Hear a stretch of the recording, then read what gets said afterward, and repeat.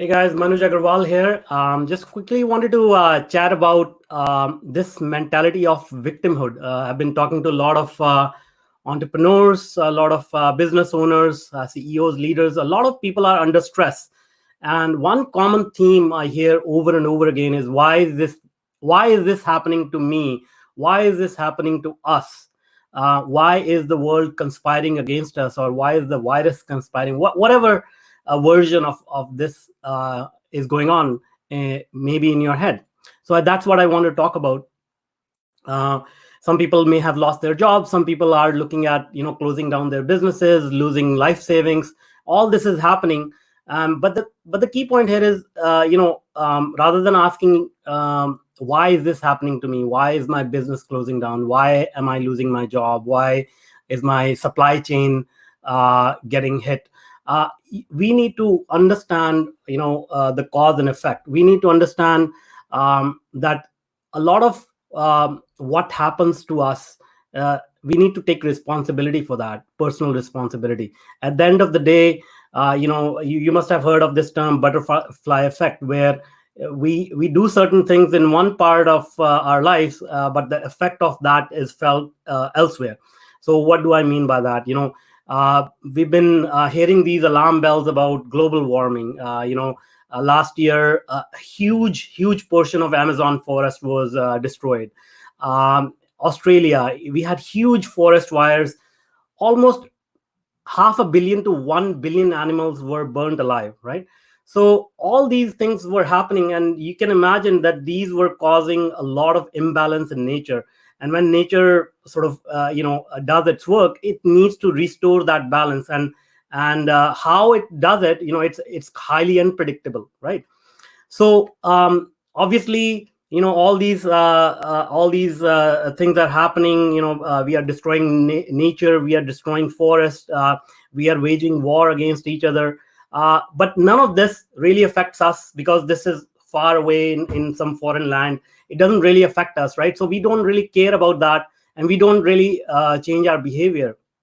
But as soon as things start to affect our lives, our families, our livelihood, that's when people take notice. That's when people get agitated. That's when people start to point fingers and start demonstrating against whatever is happening. So the idea here is that if we just step back and say, hey, what could I have done before this happened to prevent this, then we would have been in better shape. But nothing is lost right now. This is a huge lesson to all of us collectively.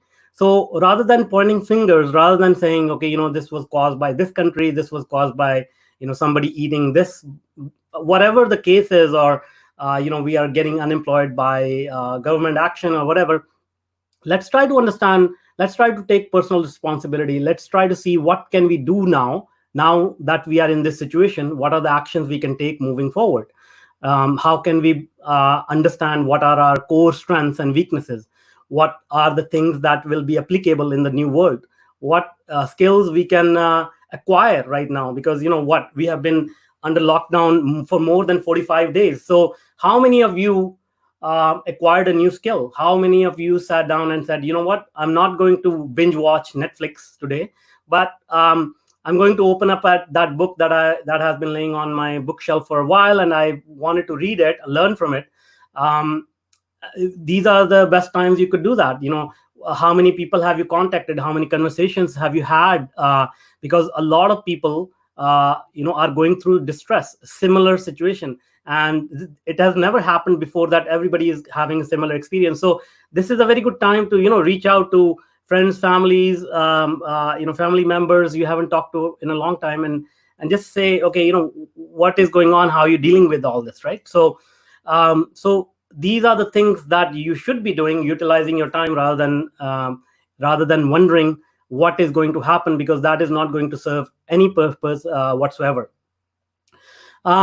Now, when you take action, when you start to help other people, that creates that goodwill, that creates the support system that you will someday need moving forward. Because as the economy sort of unfolds, we will realize how big these events are and how do we deal with them. So you will need to remain very flexible. You will need to remain very vigilant, observe how economies are changing, what are your core skill sets that will apply to the new economy.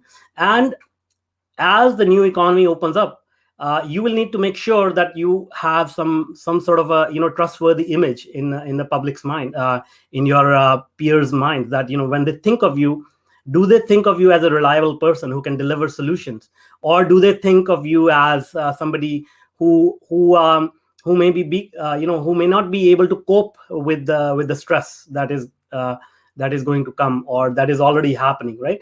So think about how you can elevate your image. How can you really get in touch with your own self, understand your own strengths and weaknesses, and capitalize on them, and project a strong image to others, and help them out understand themselves as well. Because the more people you help right now, the more you come across as a leader, and the more you will be trusted as the economies come back to life, right? Apart from projecting your image as a leader, you also need to network with a lot of people. You also need to have a lot of conversations.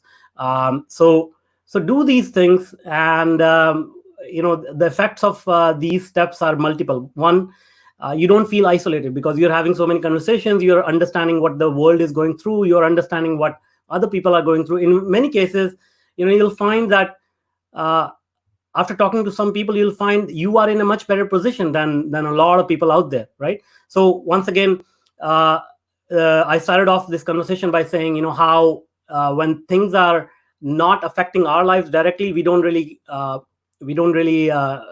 think too much about it. But when you talk to other people, you understand what they are going through. You can directly correlate that with your situation, and then say, what, it's not that bad.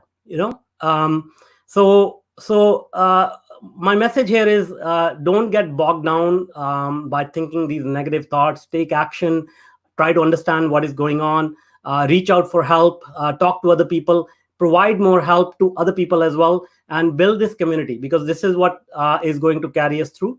And that's the message for today. If you want to learn more about how I work with people and how I help, go check out a case study that I just wrote. It's available at innerget.com. The link is in the description as well. And reach out with any questions or anything that you're dealing with, and let's brainstorm on how we can solve your problems. In the meantime, stay safe and healthy, and stay happy. Thanks. Bye.